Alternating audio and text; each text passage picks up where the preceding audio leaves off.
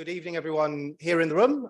We have over a dozen viewers online, so good evening to them. I am Ian Gadd. I am chair of the board of directors here at the Bath Royal Literary and Scientific Institution, which is why I'm obligated to wear a tie and suit, regardless of the weather. But you're very welcome here this evening. I'm not here in my board capacity. I'm here in two other capacities. The first is that I am with Betty Sushar, who was there on the front desk downstairs and who will be joining us shortly. We co-convene the subject group for our public talk. So all our public talks, over 100 a year, are organised by volunteer groups here at the Birrell SI. And this particular talk is part of our literature and humanities group that Betty and myself co-organise. So in that capacity, I also welcome you to tonight's talk. And in the third way that I welcome you is that by night, I'm chair of the board. By day, I'm a professor of English literature up at Bath Spa University. And my area of particular interest is the history of printing and publishing and reading. So it gives me great pleasure to introduce tonight's speaker, who will be talking particularly about the history of reading and the history of publishing. Tonight's speaker is Dr. Kate Macdonald, who is a literary historian and a publisher. She is a former university lecturer and is currently a visiting research fellow at the Oxford International Centre for Publishing at Oxford Brookes University. In 2017, she set up Handheld Press, whose goal is to bring forgotten fiction and lost authors back into print and to publish new biographies and memoirs. Handheld Press is based very locally in Bathampton, and Kate's great-great-grandmother, Catherine Whale, ran a milliner's establishment on George Street. Kate will mention this, I'm sure, during the talk. You will have all seen and been distracted, hopefully, as you came up the stairs by the table of books from Handheld Press that are available downstairs. We will make sure that that table is still there after the talk. So should you feel that, like me, no night is complete without purchasing a book, you can do so as you depart. On that note, I will hand over to our speaker, Kate Macdonald.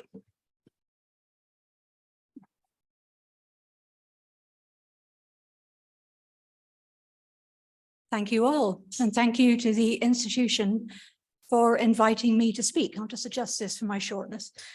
Where is it? Here it is. Why and how our reading tastes changed. So these are the phrases from the blurb in the advertising that hopefully enticed you to buy a ticket to come here tonight. So what evidence is there? Why do books disappear? La, la, la, la, la. And I thought I'd just give you a wee cover there of one of our books, John Buchan, The Gap in the Curtain. Has anyone read this? It's fantastic. This is what I like to hear. I believe in rediscovering books for everybody. So Buchan's Gap in the Curtain is a very good illustration of the kind of thing I'm talking about tonight. Why did this title disappear from bookshops? It was published in 1932. Buchan went out of copyright very briefly in 1991, 50 years after his death. And then EU law changed and back he goes into copyright until 70 years had passed. So we had this brief eruption of titles between 1991 and whenever EU law changed, from B&W Publishing and Canongate and Oxford University Press bringing Buchan back. And then there was nothing for 20 more years. So copyright and the rule of copyright is one reason why books and authors fall out of print, because it might be too expensive to reprint them when they're still in copyright. Another reason is the publisher's estimations of what is going to sell, because publishing is a business. We do not exist to not make money. We have to make money. So we, Handheld, republished The Gap in the Curtain in 2021, 10 years after Buchan had emerged again from copyright, because nobody else had done a reprint since 1991. So that's about, I don't know, 20 years. And since this title has nothing to do with Richard Hannay, who is John Buchan's most famous character, most publishers didn't really bother. So the title is simply not well known to modern audiences. And bookshops are not going to be interested in a new edition of a book that's already in print. So because we knew the 91 edition was long out of print, it was a good time and a safe time to bring back this particular Buchan. We kept the original Hodder and Stoughton artwork from the 30s because we couldn't improve on it. Now, the question of why do authors fall out of fashion? Well, has Buchan fallen out of fashion? I think he did, yes, in that his benevolent imperious politics from the Edwardian and Victorian eras are very out of date now. What he wrote is also considered out of date. Thrillers, slightly fantasy, very Victorian, because he was a Victorian sort of chap. And some of his vocabulary across over 100 works is now considered to be racist, anti-Semitic, and definitely misogynistic. But show me a writer from that period who did not use language like that. He was a man of his period. From the evidence of his public and private writing, I don't think he was anti-Semitic. But we can't do anything about his attitudes to race or women. That's just part of the era. So that's a reason for Buchan falling out of fashion. He does not keep in pace with the times. On the other hand, he has not fallen out of fashion because the 39 Steps, published in 1915, has never been out of print, which is extraordinary. It's such a tiny, tiny book, but it's constantly on university and school curricula, and people love it because it's just really good. In Scotland, you will find a great deal of John Buchan on the bookshelves in bookshops. In England, you might find the 39 Steps as a matter of course, and maybe one or two others, but that will be it. So in this case, and in many others, an author falling out of fashion is a nuanced situation because it depends on the age of the reader, it depends on their cultural background and on their political colouring. And all of these affect how you think about an author and their books. So let's move on to the evidence. Without evidence, we really have no idea that our reading tastes have changed. We merely have an impression, which is left over from a century of book titles in popular culture. This just is flotsam. It's stuff that we remember rather than what was actually read. So where can we find evidence? Well, there are mass media surveys, best book selling lists, buyer's guides, the things that guide bookshop buyers what books to get in stock. You get the reviews, you get libraries, and you get didactic instruction, which is really interesting. So I will start with mass media surveys. These are useful as a marker in the sand, but they also need to be tracked down. Now, these snaps are from this hefty tome, Modern English Writers by Harold Williams, published 1918. And this is an example of the questions you have to ask, because when you have a media survey, the publisher or the newspaper or the organ that publishes these surveys will have their own agendas. You need to ask, who says that these are the 100 best books? And who says that these are the novels to read? This survey volume was written by a literary polymath and a former priest. I had thought he was someone else, but Ian very kindly looked him up for me. Now we know exactly who Harold Williams is. And in this book, which is really fat, as you can see, it starts with 2 sections on poetry and poets, which is quite a lot for modern English writers. So the period in question, 1890 to 1914, poetry was expected to be the leading genre.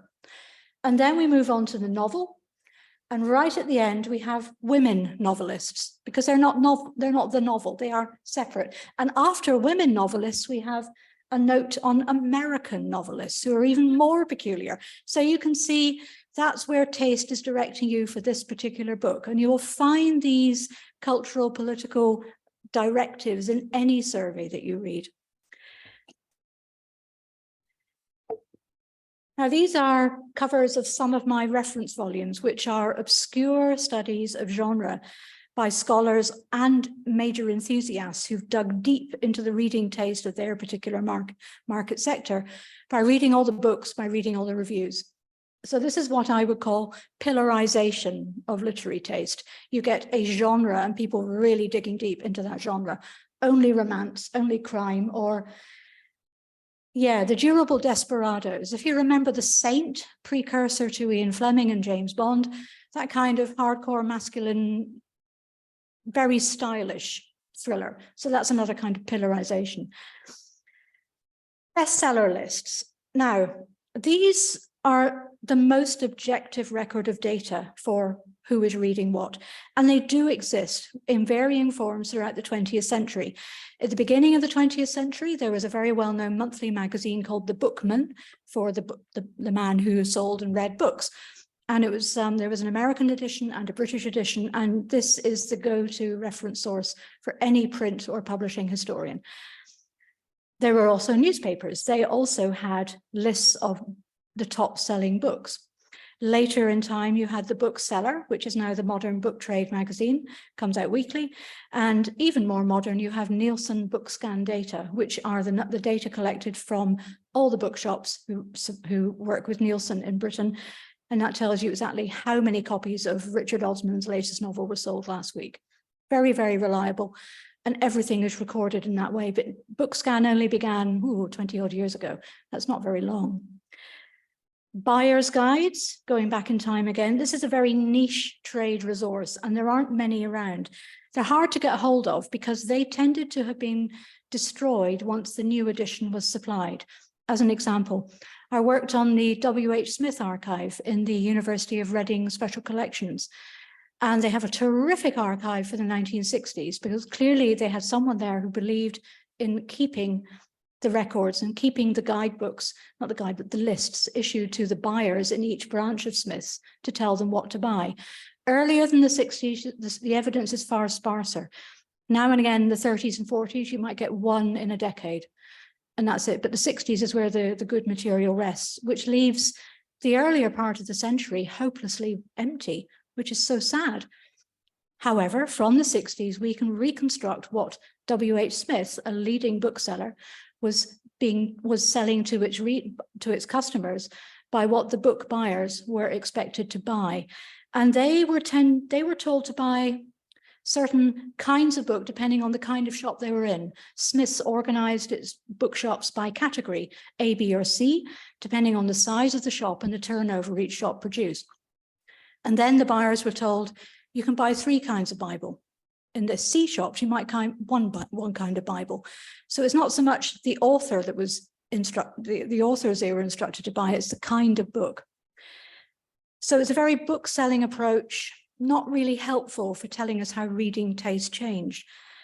Review pages in the newspapers. Now, this would be the most fabulous research project, to read every single book review page across a range of magazines and newspapers for the entire 20th century and track the way that genres and authors and markets evolved. And it would be the soundest way of evaluating what was available and how this changed. But that's not the same as what was actually read. Not everyone reads book reviews. My Wiltshire grandfather did not own a shelf of Jan Stewart books, which is, I don't know if you ever come across Jan Stewart.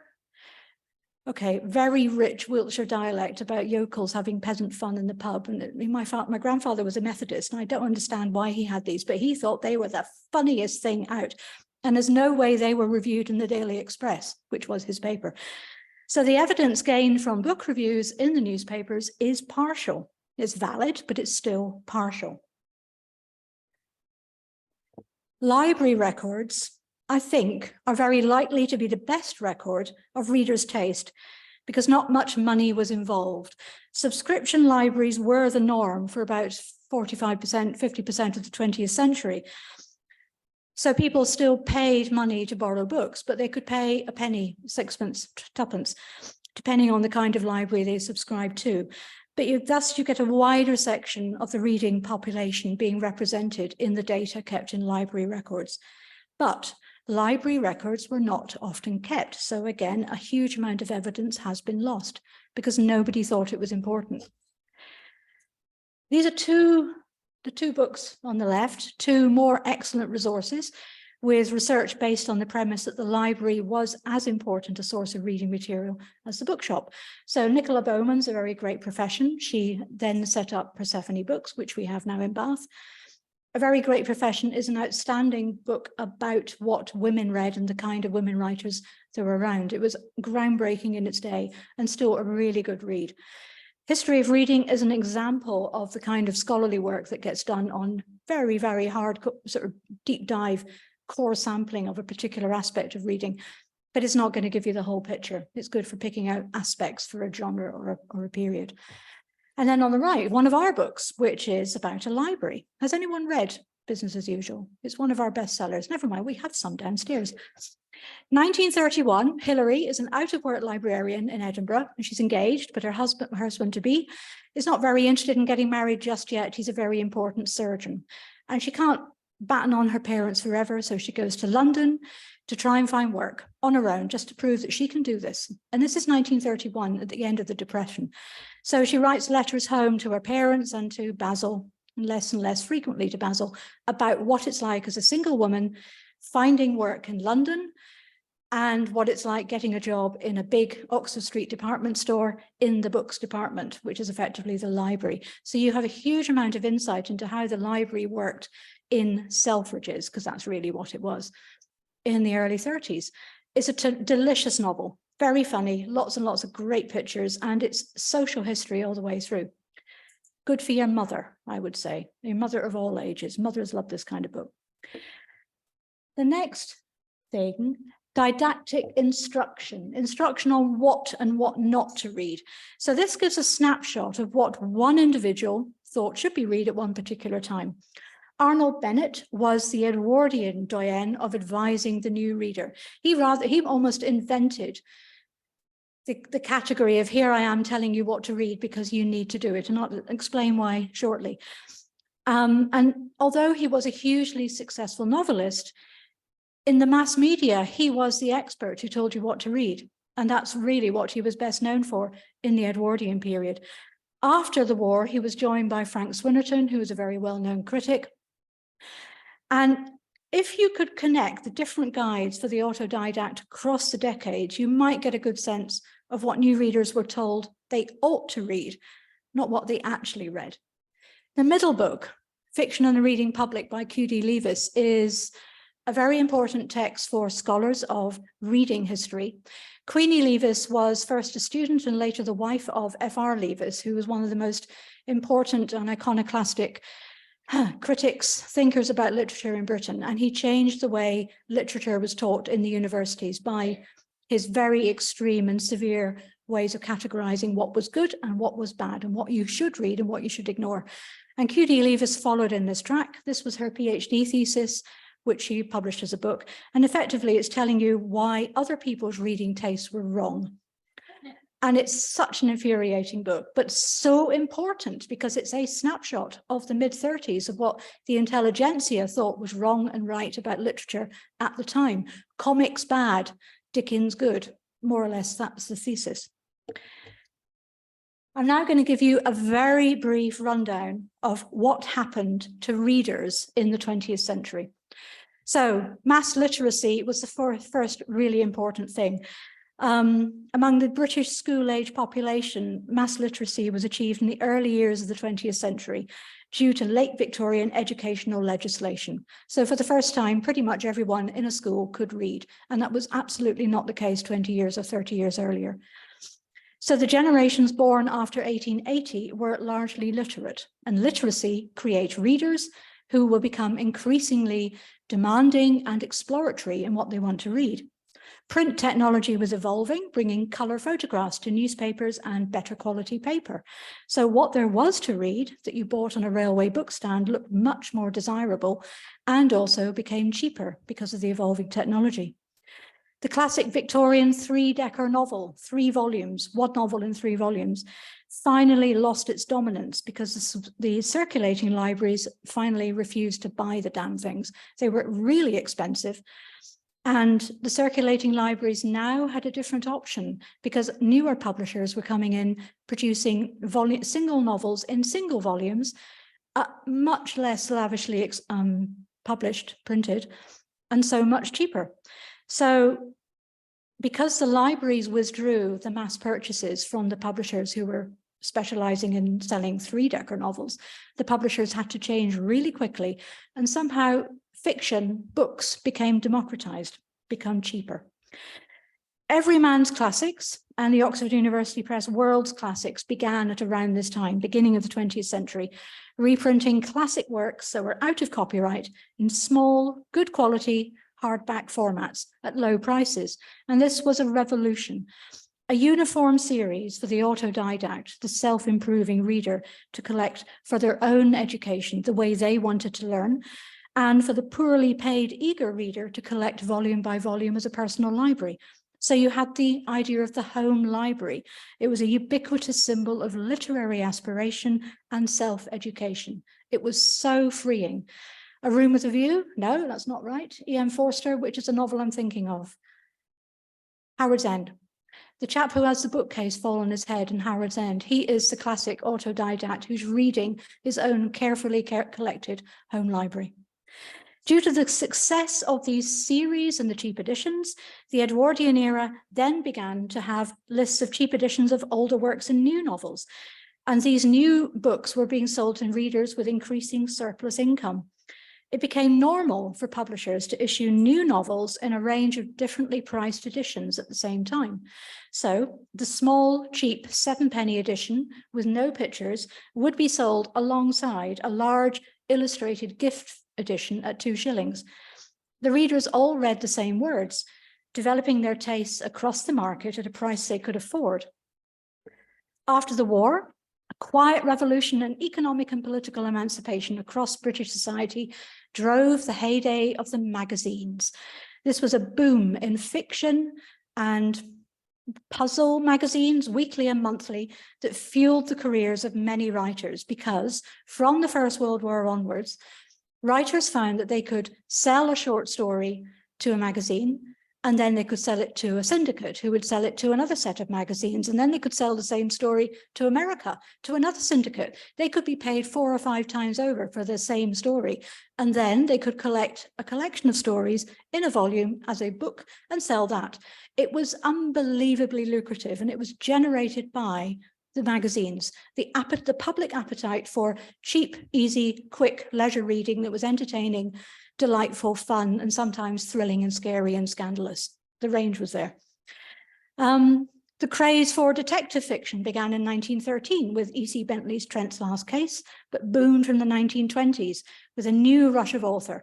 And this is where the queens of the golden age of detection came in: Agatha Christie, Dorothy L. Sayers, later on Marjorie Allingham, Ngaio Marsh, and Josephine Tey.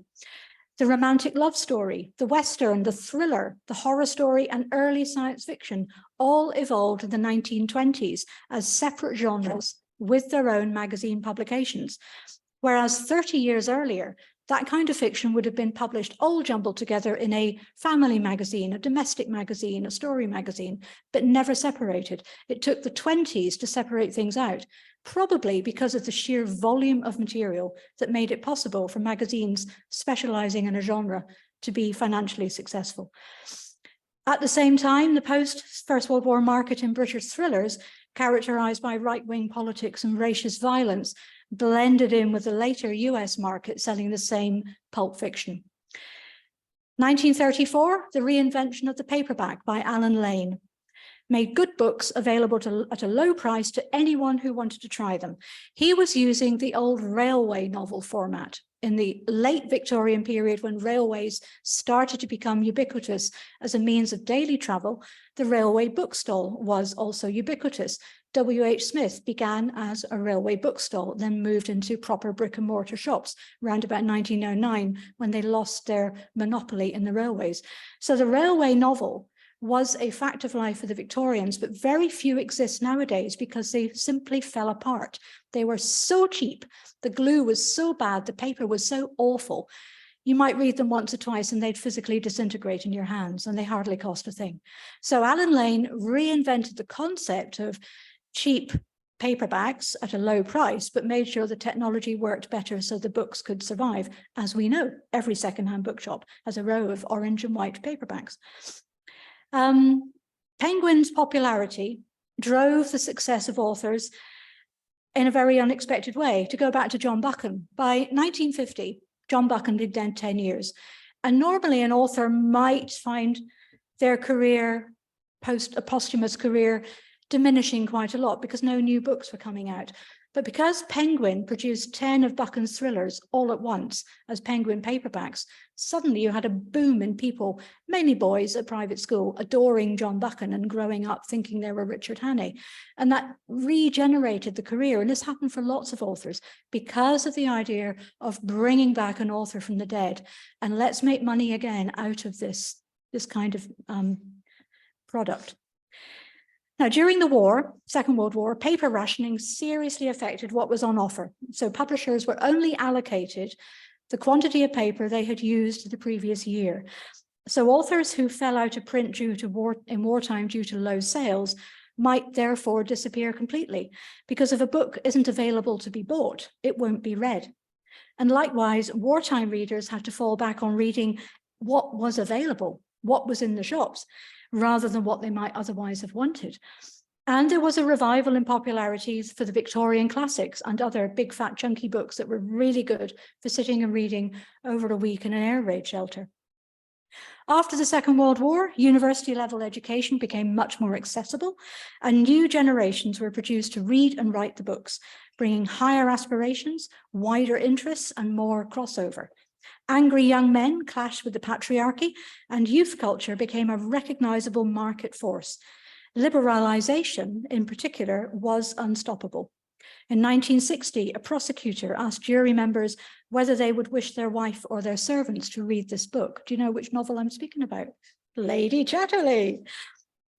Feminism in the 1970s brought a tsunami of new voices, old books, and new ideas from the other half of the population. And with that arrival into recent history, we will leave the readers of the 20th century gasping with excitement at all the ways their book choices had changed and wondering what they want to read now. I'm going to show this cartoon, I don't know if you can see it, is a railway bookstall. And the bookstall salesman says, "Have you seen the Midday Wallace, sir?" This refers to Edgar Wallace, hugely prolific novelist, thriller writer, detective story writer, mystery writer, from about the 1905 through to 1940. He produced so many books. So this is a joke on, have you seen the Midday Wallace? He's only had 2 out this morning, and here's one for midday. This book up here, John Carey's study, The Intellectuals and the Masses. This was my epiphany, if you like, as a scholar. Did you have one too? Yeah.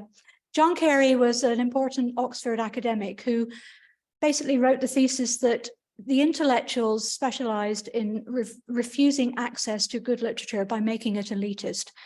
And I haven't read it for about 15 years, so I can't really discourse more than that. But that kind of study, published in the 1990s, explained to generations like my generation how literature had been taught, what we had been taught, and how we were thinking about literature, and would it maybe not be a good idea to change your mind and think about it a different way. Right. Now to other questions trailed in the programme. So why do books disappear from the bookshelves? It all depends on the period you're talking about, but it boils down to economics. Can the publisher afford to keep the book in print?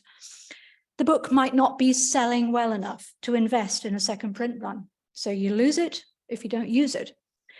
I've already mentioned one impact of wartime. In the First World War, paper and metal were also rationed because they were diverted to the war effort and could not be imported. By the end of the First World War, newspapers and books were being printed on very poor quality rag-based paper, and the size of newspapers and magazines shrank rapidly from the beginning of 1917 in sheet dimension and the number of pages. Books that weren't selling well were not reprinted, and their plates, the metal plates that the type was set in, were reused or sent for salvage. So that's another reason why a book might disappear. They simply didn't exist anymore. Bombing was also catastrophic. The Paternoster Row raid in the 1940 London Blitz destroyed the office and warehouses of many British publishers. A large amount of Hutchinson's warehouse stock was burnt, and it's likely that a generation of mid-range authors went out of print during the war because they weren't selling well enough to warrant using the precious paper ration for a new reprint. If the author stops writing, or dies, and there are no new titles, over time, bookshops that need space for new product, and that author's titles won't be so prominently displayed because they're getting a bit old and stale, they'll disappear, and they won't be restocked because there's no demand, because no one's advertising them, and thus they don't sell very well, thus they don't get reprinted, and thus the books disappear. It's a downward spiral that is very difficult to pull it back. The publisher might also have to choose how to spend their money. Printing is the single biggest one-off cost for a publisher. And sometimes they may choose not to print more copies of a book that might have already seen its peak sales, so that they can use that money to print a new and exciting author that might become a bestseller. You have to make that kind of decision using a crystal ball to see what will happen in 18 months' time, because we have to think a long way ahead. There also might be drama. The book might be banned, or the author might be proscribed. Either way, while scandal will sell, no publisher wants bad publicity to affect their other sales, and no bookshop will want to be closed down because it's selling books considered by the law to be obscene or libelous. Now, Whatnot, which is the cover here, this had a different kind of legal trouble. Rose Macaulay, anyone heard of her? Yep, good, just Towers of Trebizond. That was her last in 1956. This was in 1918. This was her 7th or 8th novel, and it was completely atypical. Before that, she'd been writing fairly steady Edwardian family melodramas, getting snarkier, more sardonic. 1916, she wrote a fantastic book about pacifism in the First World War, non-combatants and others. And then this, which is a science fiction novel about flying boats in Piccadilly and the Ministry of Brains, who stop people breeding if they're too stupid, all in the effort to stop war happening again. Aldous Huxley was a friend of Rose Macaulay, pinched her ideas 14 years later and put them into Brave New World. When this novel came out in 1918, the publishers suddenly took fright, because there's about 3 pages which have got some fairly libelous text about tabloid newspaper editors routinely using blackmail as a way of getting news stories. Who would have thought it? And the publishers really took fright, because they had Lord Beaverbrook and Lord Northcliffe breathing down their necks, and they pulled the book. It barely reached the bookshops. So the whole edition was pulped. Rose Macaulay was told to write 3 pages of blah to cover the spaces in the plates. It was reissued a year later and disappeared almost without trace, because the momentum had gone. And by then she was about to publish a new novel, which actually became a bestseller. So that's where we left it. Now, when I was writing a scholarly book about Macaulay, and one of the things I did was do an annotated bibliography. I read every single book she wrote. And I also did a huge collection of every newspaper article, magazine feature that she wrote and published. So she was a journalist too. And using as my guide Sarah Le Fanu's biography of Macaulay, I noticed this book, Whatnot, and I thought, I've never read that. Hie me to the British Library. What can I find? Oh, well, they got the 2nd edition. Oh, that's a pity. I wanted the 1918 edition, not the 1919 edition. So I checked the biography again, and yes, it was 1918. And I thought, this is so strange. The British Library must have the 1st edition, but it didn't. Okay. Flash forward 6-7 years, I'd set up Handheld, and Whatnot was on my wish list because it's such a good novel. And I wanted to find the 1st edition because I wanted to find the missing text that had been taken out. And I was talking to my friend John Clute, who is a doyen of book collecting. He's a science fiction author, lives in Camden. And I said, John, Rose Macaulay, science fiction author, and we discussed her quite a lot before. I really need to find the 1st edition. He said, oh, right, here it is. He not only had the 1st edition from 1918, he had the edition that the publisher, Michael Sadler, had written on in pencil, cut from here, cut here, cut to here, now resume. So I quickly took photographs, and that's what we republished. And that was in November, December of 2018. And part of the book trade process is you send your metadata and your advance information to the bookseller 4 months ahead. So I sent this stuff through at the end of November. And the next day I got an email from the paperback previews editor saying, have you got a PDF? I'd like to have a look at this. And I thought, oh, exciting, yes. Sent it off. A week later, I came out of the gym and my phone was going badoing, badoing, badoing, badoing, because my email box was filling up with orders because The Guardian had done a big story about Aldous Huxley stealing, the evil Aldous Huxley stealing from Rose Macaulay. And we had to reprint that title 3 times before we actually publish it. Such is the power of The Guardian. And I love this book. It's so good. Anyway, that's what I meant by legal trouble. Right, onward.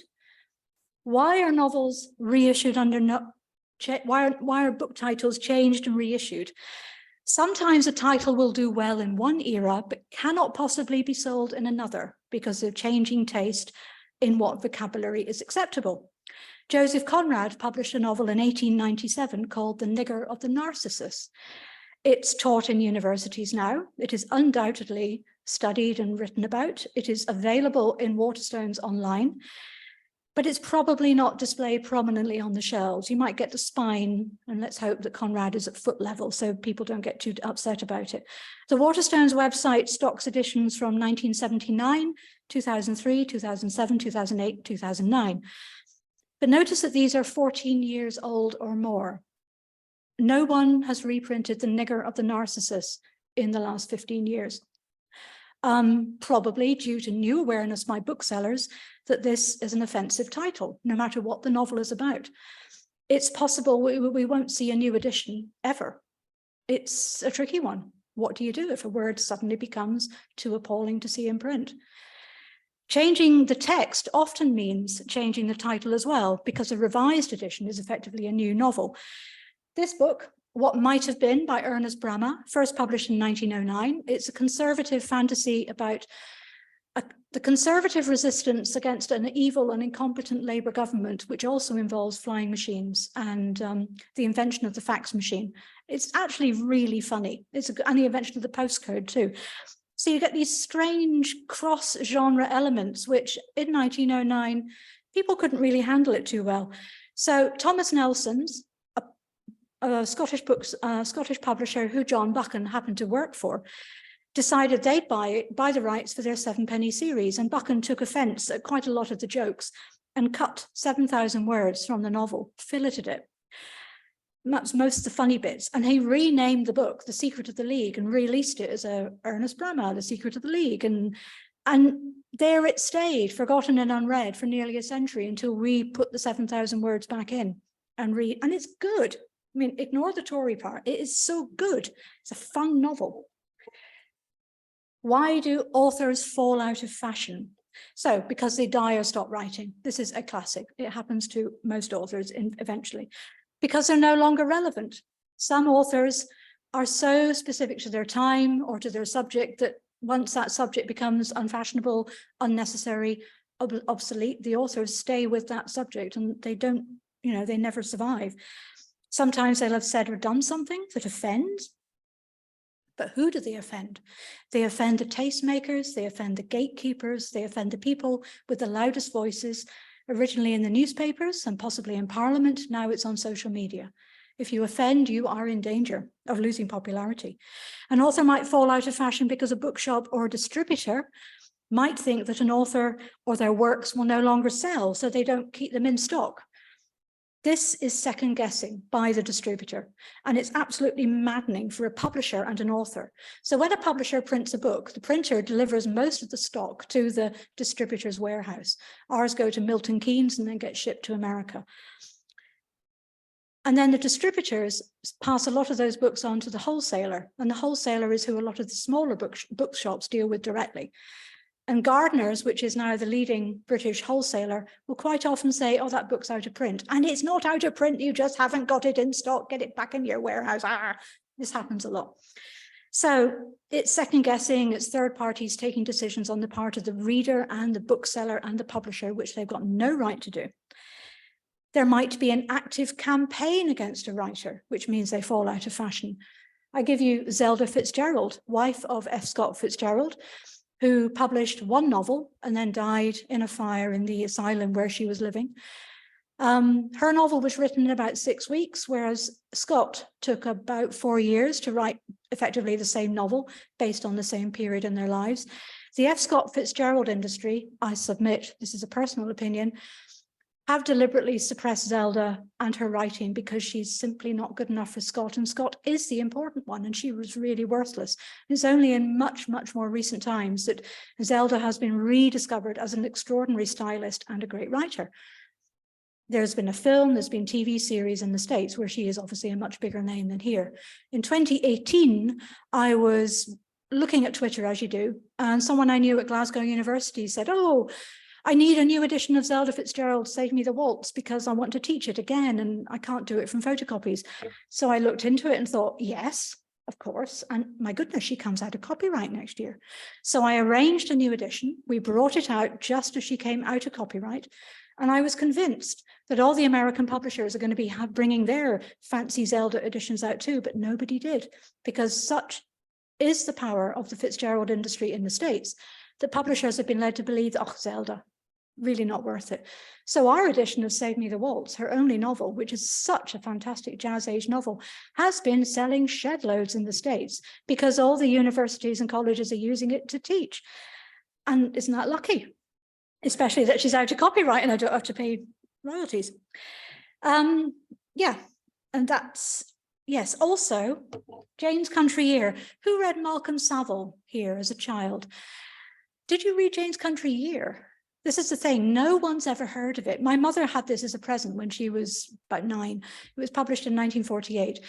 And it was before all the Lone Pine stuff and all the series adventures. And it's about a girl who's very ill after the war in London, and she's sent to the countryside to stay with her uncle and aunt to convalesce.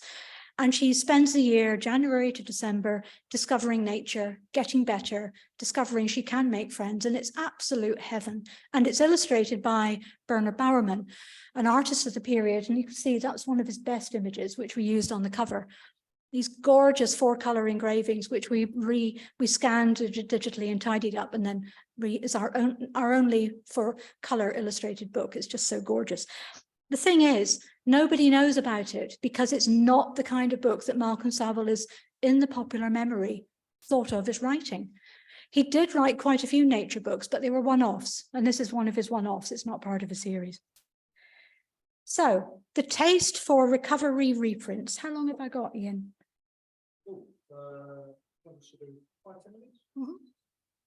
I'll gallop. Okay.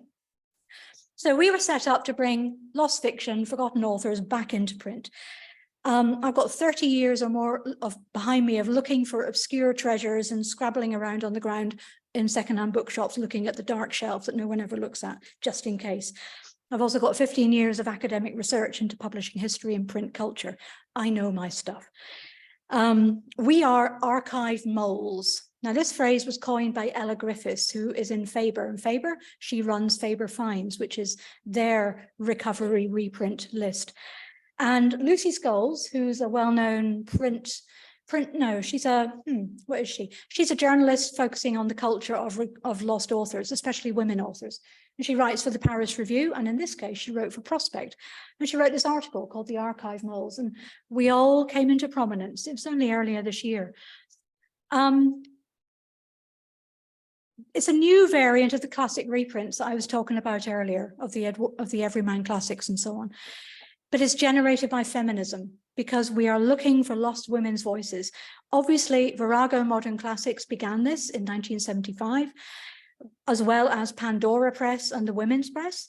And now we have, take a deep breath, B&W Publishing, Boiler House Press, British Library Publishing, Broadview, Canongate Classics, Dean Street Press, Faber Finds, Girls Gone By, Gallant's, Grey Ladies, Little Taller, Manderley Press, OUP, Penguin Classics, Persephone Books, Silver Press, Wordsworth and Vintage, and us. That's a lot of publishers, and we're all fighting for the same lost, forgotten classic. And mine. So when I talk about the books I'm looking for, I do not name names ever, because somebody might get there before me. This is a big corner of the book trade, but we can't enter book prizes because our authors are dead. Dead authors don't go into book prizes. We don't get invited to literary festivals because our authors are dead.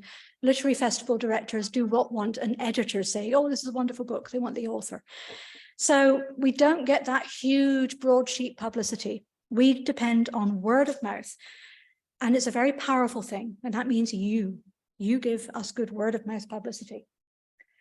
How we find lost authors. One author can lead to another. Rose Macaulay was very close friends with Marjorie Grant, but I only discovered Marjorie Grant, far left. I'd only discovered her novel by reading Sarah Le Fanu's biography. I read the novel and rang Sarah going, "This is amazing." She said, "Oh, good, I'm glad you think so." So she wrote the introduction and we've published it. 1921, middle-class women, single women living in London during at the end of the First World War, working in offices, having fun, and one of them gets pregnant. What do you do? For 1921, that is an astonishingly risky subject. And it's amazing the publisher and the author did not get prosecuted, but they didn't. She wrote the sex scene so carefully, you really have to read it very carefully to see what's going on. And it's a superb study of what do you do if you fall pregnant and you're middle class and you don't know what to do. You don't want to risk your life. Jane Oliver and Anne Stafford, who wrote Business as Usual, that was serendipitous. I discovered that book in a book sale. I bought it for £3 and I nearly missed my stop coming home on the train. It was so good. And I began to research around these writers and discovered that Jane Oliver had been married to a writer called John Llewellyn Rhys, who had won the Hawthornden Prize in 1942, and he died in 1940, just before the Battle of Britain, because he was an RAF pilot. I looked for his books and I found 2 of them, and they were the kind of novel you read and you're shaking because you don't want to stop, and it's just so exciting, and you know, the tension. So we have published his complete works, 2 novels and 1 collection of short stories. Nobody else had ever heard of him. Because he died in the war, his books simply vanished. And his memory vanished, no matter. Well, there was a literary prize, the John Llewellyn Rhys Prize, which finally stopped in 2010, initially funded from his wife's royalties. Inez Holden, Second World War journalist. Before the Second World War, she had been a very flighty young girl about town, hanging out with Evelyn Waugh, George Orwell, who had a thing about her. But during the war, she changed and she wrote amazing autofiction and memoir and fiction about the war and what it was like for ordinary people. So we've published 2 books, this one and another. And then we go for weird. We have a thing about weird because I was reviewing the Palgrave Companion to Weird Fiction, and I thought, where are the women? Because the author of this had completely ignored the fact that women wrote classic supernatural fiction at the beginning of the 20th century. As I said, early science fiction, early horror in the magazines. So I said to my colleague, Melissa Edmondson, I want to do an anthology of women's weird writing. Here is a list, because this is something she's been working for a long time. So we published Women's Weird, exploded with excitement, then Women's Weird 2, then British Weird, and now we have about 8 or 9 weird anthologies of classic supernatural fiction, sometimes on a theme, sometimes single author like Eleanor Mordaunt, Helen Dugarry-Simpson. D.K. Broster, very famous for historical novels, but nobody knew she was the most terrifying supernatural novelist, short story writer. And then Strange Relics. Nobody before now has thought about doing an anthology of supernatural stories about things dug up.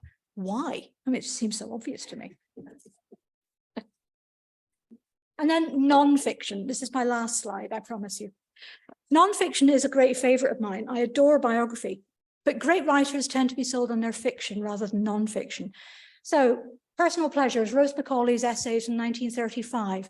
They are so funny and so good. Sometimes they're very short, on going to bed, on having a bath, Curtains, or they might be really, really erudite and long about Anglo-Catholicism and the books of the Church Fathers, but they're brilliant. It took me 3 weeks to write the notes at the end, explaining all the references and identifying 9 new words that she coined when writing these things.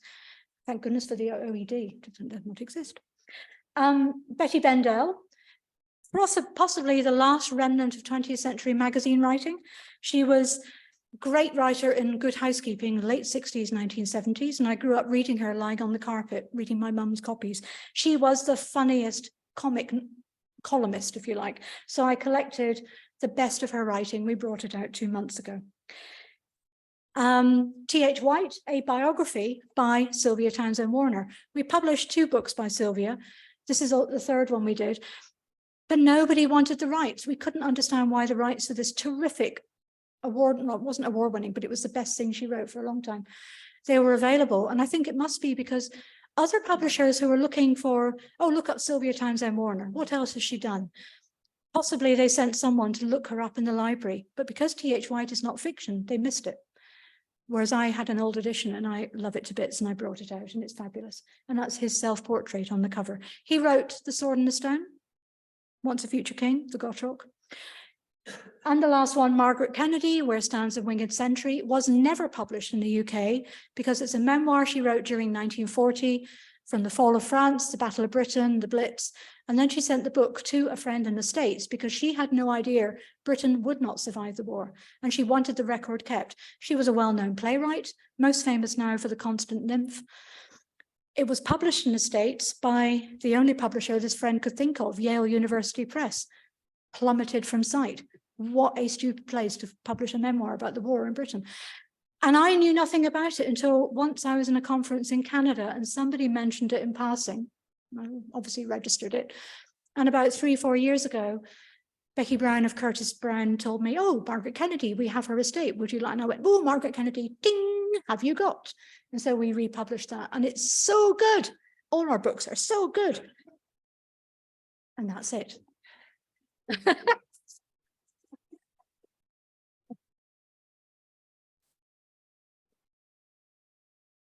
Yes, this is on. Thank you, Kate. That was fantastic. That was so interesting and so wide-ranging. I have lots of questions, but you know that I'm going to hold back. Before I ask for questions, both from the floor here and if there are any questions online, I want to say that Katrina on the chat, when you were talking about business as usual, said that she highly recommended it. It was a great read. So that, you know, that's unsolicited review there for all of us to take into account as we leave the building. Any questions in the room? Oh, question here. And please use the microphone so people can hear online. Thank you, Kate. That was a really interesting talk. I just wanted to ask you what we could learn from curriculums at schools for GCSE, O-levels, A-levels throughout the years, and literature, and what's fallen out of a fashion that way. I would have said first you have to see who the Minister for Education is and what they have dictated needs to be on the curriculum. I've never studied curriculum choices. It's not an area I'm familiar with. My only experience of it is in Scotland, where it's completely differently arranged and down here. And my memory is that we were reading a very wide range far too early. I was reading The Hobbit at age 9, which is ridiculous. It's far too difficult. We were reading Nicholas Nickleby far too early. But I can't give you a sensible answer because I don't know the background. I don't know what the policies are, but it is political. It's not about educational literary value. It's about the politics. Question at the back. Thank you. Hi. To what extent in the first half of the 20th century did authors have control over how their books are published? Did they have contracts as we think of them? Did they control what they look like? Or did they have very little control? So what control did authors have over how their books were published? Depends on the stature of the author and their weight culturally. I think authors were, if an author was brand new and was just desperate to get their book out, they would be pathetically grateful and just delighted that a publisher was interested. I don't think the publishing industry had reached a stage where an author could feel that they had a lot of choice at the beginning. I don't think publishers were by then so divided as to think, well, that publisher only publishes Tosh, I'm not going to go there. And many authors, they were just desperate to get published. I mean, and sometimes the publisher was not the first choice, it was the magazine, as I explained. It was just so much more lucrative. Covers, no, I think they get almost no choice about covers. I would have expected them to be pleasantly surprised or mildly horrified when the books arrived in advance. But then they might say, oh, that's just dire. Look at the publishing, the print quality, because, sorry, back to Buchan. I did my PhD on Buchan. I know a lot about him. As a publisher, Buchan would just talk about authors getting in touch, complaining about the cover, and he would go and look at it and say, good Lord, they're right. We have to do something about this. But that was after the fact, after the thing had been printed. So at the beginning of the 20th century, no, I don't think there was a lot of choice. I think authors just had to get on with it, unless they were big. Ouida, she would have had lots of choice. H.G. Wells had choice, unless he had a court case, in which case he didn't have choice, he needed money. You know, it just depended. We have a question online about what kind of things might prompt a second lease of life for books. This is from Claire. She talks about the influence of film and radio is clearly important today. Can we see that earlier in the period that you're looking at? And also how famous authors can then themselves promote in a list or an interview, and does that then sort of prompt a return to those authors? First bit first, I think the thing that is most likely to prompt a second lease of life into print is money. Who's going to make money out of it? And agents will be very alert to opportunities. Agents will very likely be the ones to say to a publisher, there's going to be a film version of this book coming out, or the Princess Royal is going to be photographed holding a copy in the next copy of the Daily Mail. This is like 20s I'm thinking of. So money, always money. What was the second one again? The second one was famous people recommending, and Claire mentioned Baldwin liking Precious Babe by Mary Webb. Yes. So Stanley Baldwin, I think at the time he was not yet a prime minister. You sure it was Baldwin? I know, and a prime minister. I'm not sure it was Baldwin. Anyway, praise to the skies, Precious Babe by Mary Webb. At that time, Mary Webb had died, and this absolutely boomed her career. A lot of her books suddenly leapt back into print because there was a vogue for her. That was an extreme example because the man had a huge platform. He was speaking in a semi-official capacity. His speech was widely reported in the newspapers. The word got out. And it's possible that the books he was describing, which are about nature and the passion for a woman for a good man and redemption and all these worthy, healthy, clean sounding themes might have appealed more than someone who was praising a really exciting thriller because lots of women got killed in it, for example. Authors being puffed by famous people, I don't think that happened very often. I really can't think of another example apart from Precious Babe. And I think the Precious Babe example is unusual because it was so rare. I mean, people would talk about books, but they might talk about the latest Wallace. They would talk about, oh, have you got the Dornford Yates? John Buchan and Dornford Yates published a book a year. So what the book was kind of irrelevant. For the really prolific authors, it was, have you got the new one of that author? So I don't think, no, to repeat myself again, I don't think puffing by famous people was that important. Question here. There we go. Hello. I noticed that a lot of your list consists of short story writers. Mm-hmm. They tend to be the kind of poor relation to the novelist. Is there a way of presenting them in a fresher way? Well, our short stories are old and they come from the magazine age. So they had a particular market they were writing for, and they were expected to be only short story writers. Nowadays, there's a reason why I don't publish new fiction. I have no idea how to sell it. I've tried and it's been a catastrophe. I'm not that kind of publisher. I'm really good at what I do, which is a very narrow field. I think nowadays the short story is becoming a lot more marketable because of the Kindle and because of commuting. People can read short stories during a commute to work. And that suddenly, that was noticed in the book trade about 10 years ago, 10, 15 years ago. Around about the time it was held that the Kindle will overtake, print books will disappear, there will be no paper books, and that hasn't happened. Short stories by brand new authors that no one's ever heard of, that's much more difficult to pitch because you have to be heard of. So, you know, a writer you've already heard of, who then, like Hilary Mantel, for example, publishes a collection. People will buy it because it's Hilary Mantel, but they probably wouldn't if it was someone they'd never heard of.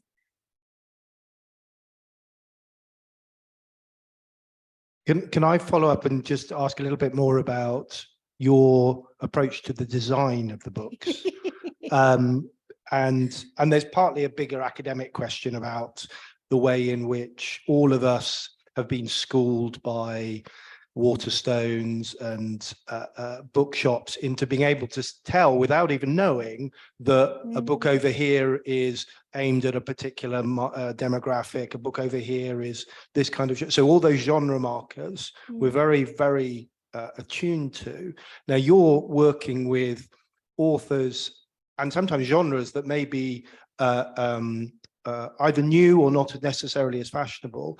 And so the design, I think, is absolutely critical in that respect. And I just wondered, could you say a little bit about your process in thinking how you market how you design the book to sort of best exemplify what the book is? Right.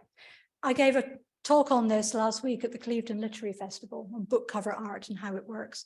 And I think I'll probably do it again at a later occasion. So our process is the cover image has to be contemporary with the text. That's essential. And by maybe 5 years after, hopefully not before. So when I set up the company, I got a designer very quickly, a woman called Nadia who lives in Trowbridge. She used to be head of design for University of West of England. Now she's freelance and she adores doing books as well as other things. And we discussed it quite quickly. And I already knew the schema I had in mind, which is the technical term for the frame. And I wanted a white cover with a colored image inset into that, bled off. Let me flip back. So here we have, let's look at T.H. White. So here's your white schema, and it's bleeding off the top. And I wanted that because it's very arresting. And I also wanted as much color as possible. We have done black and white. Some of the black and white images are really good. That one's one of our most successful. Others are less good because they don't work so well. This one, Strange Relics, it's bleeding off the right. It's very unusual, but because it's a square image rather than portrait like this, we had to make that design change. I do all the picture research and I absolutely love it. I do most of it through Mary Evans Picture Library, which is a big picture agency in London. And they specialize in commercial art, graphic design, posters, postcards, old photographs, and adverts. And I've always adored advert art. And let me just tell you, well, so this picture here is actually not Mary Evans. That's an image from 1919 American Vogue. It's a wedding dress. And the image came from the Metropolitan Museum of Art. Cost about $40 for the high resolution file. This came from Mary Evans. This was weird. I really don't like this cover, but for this particular book, The Villa and the Vortex, I needed something spooky, supernatural, a bit gothic, Edwardian later. I collected a range of images, and Melissa, the editor, and I looked at them and we couldn't agree. The rest of Handheld's team looked at them, we couldn't agree. So I thought, right, I'm going to crowdsource this. So I put a shout out on Twitter, who would like to help us decide on the next cover for? We had about 28 people. And the consensus was this is the best one. So we went with the majority and it sold quite well. I still hate it. I really don't like it, but it works. This one is an advert from a French magazine from 1818, I think. No, a little earlier because of the long dress. It's about landscape. This is an advert for jewelry. Notice the stonking ruby ring and the amazing neck bracelet here. But we chose this because the stories are largely set in the 20s and 30s. And one of them is about a black fur boa that comes back to attack the man who has wronged the woman who once wore it. I do recommend that book. Oh, this one, I'll take this one. This one, collection of short stories. One of the stories had this image as an illustration in Weird Tales magazine from 1948. And we found it on the internet. We could not find a high-res image. You have to have a really like 2.5 megabyte or 3-4 megabyte for the image to be suitable for print. So I went to eBay. I found that edition of the magazine on eBay. I bought it for $20 and we shipped it over. And Nadia cleaned up the image a little bit, and there we have a cover. It's one of the cheapest covers I've ever had. Only $20, because Mary Evans costs a lot more. Does that answer your question? Absolutely, absolutely. So we're getting a lot of very positive feedback online, and another question, well, including actually people online overseas. Oh, even better. But a question here from Rebecca, and I would say you've only got 25 minutes for this particular answer. Do you think the internet has changed reading tastes and or readership? Yes. How can it not? I'm thinking of Book Talk. Book Talk. So you may have heard of TikTok. It is another social media channel. Don't go there if you don't want to. It's really not important. But for the youth, at my children's age, it's pretty important for various reasons. And there are all sorts of different ways you can use TikTok, which is effectively posting short 15-second videos and adding a voiceover or music and sending it out there, and it collects likes and views, and it's fun. My daughter did one criticizing elements of the Lord of the Rings characters, and she had about 15,000 views in 20 minutes, and that was, apparently that's not a lot, but she was excited. Anyhow, Book Talk is a thing where quite young women and men talk about in excited tones the book they're reading at the moment, and they put this little video up and people go, oh wow, I must get that, and suddenly the book sales surge. It is a dream of mine for a book talker to do something like that with our books. I have tried Book Talk, but I can't do it. Amy, my social media colleague, does our Book Talk on Instagram, and she's good at putting film and music together, but we don't do face-to-face stuff because we're old and grey. That doesn't work for Book Talk. So to answer the question, yes, the internet has changed reading tastes because it brings people in touch with books and authors they might never have bothered thinking about. The internet has also made publishing a lot faster and easier, and it's much more available to anyone. So anyone can publish their own book on Kindle and sell it through Amazon and advertise it themselves and do all the marketing, and they can send new art, new literature out into the world using the internet. So yeah, the internet has done huge stuff with literature and taste. Brilliant. Oh, a question right at the back. I'll wait for the motorbike to go past. Thank you. Can I ask your reason behind the fairly finite time period that you've chosen?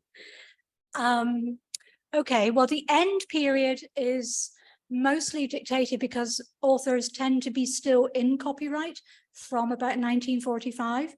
And obviously we are perfectly happy to pay royalties, and we pay royalties to about half of our authors or their estates, mostly their estates.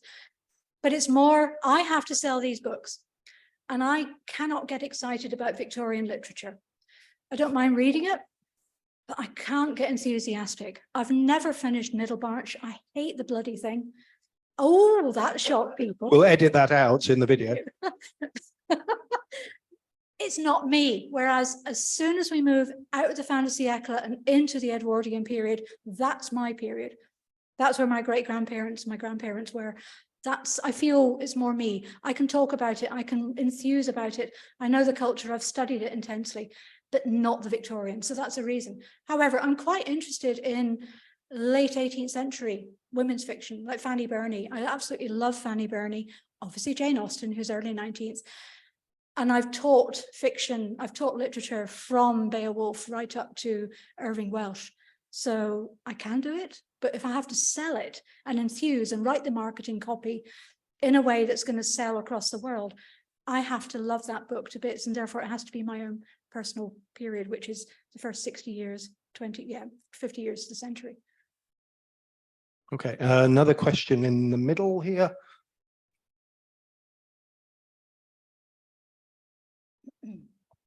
Talking about genres, and there's a huge new genre now marked young adult, and girls, I understand from librarians particularly, they're the ones who push to each other. Gosh, I found this super book. I mean, they've just apparently recently discovered the Trojan War, and more is coming out. Are the authors in your period that, while that genre didn't exist, could create interest for this teenage girl huge market? I think so. Yeah, I think so. Margaret Lawrence, Still She Wished for Company, 1928, I think. Absolutely stunning novel about time slips and young romance and heartbreak. And if that's not YA, I don't know what is. Buchan is in a way YA. Many of Buchan's heroes are quite young. So that's a possibility.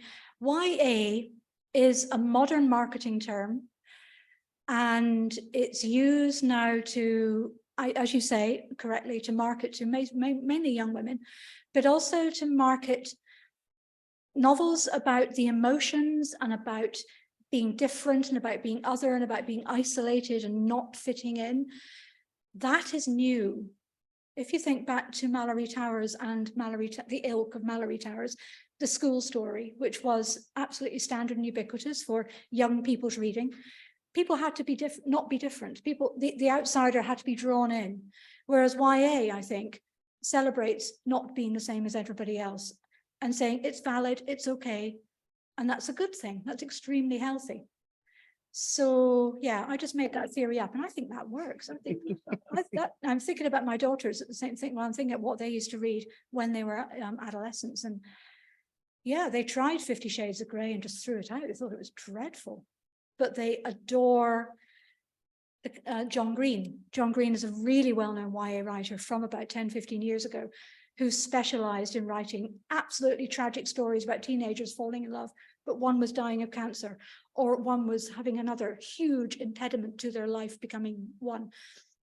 I think emotional fulfillment and being told it's okay to be different, that is the new thing, which I don't think you will find in the 20th century. Okay, any final questions? If not, I will call us to a close and let you go down and clear this table. Yes. But before I do so, I just want to thank Kate for a fantastic talk. Lots of very positive feedback online. I can see from the questions here, a lot of interest and appreciation in the room. Really interesting, really wide-ranging, and I hope, like me, you've learned a lot tonight. So thank you, Kate.